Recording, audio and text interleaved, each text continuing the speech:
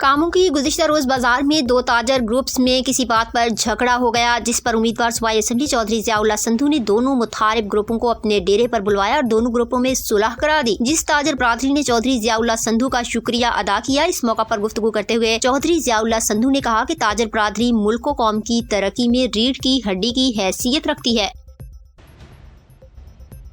Bhakkar deputy commissioner doctor नूर मोहम्मद अवान का अचानक district health complex का दौरा, कम्प्लेक्स के इंतजामी शोबा हाजात का तफसीली मुआयना, इस्लाह तलब पहलुओं की निशानदेही करके मजीद बेहतरी के लिए CEO health doctor Atiqur Rahman को हिदायत जारी की।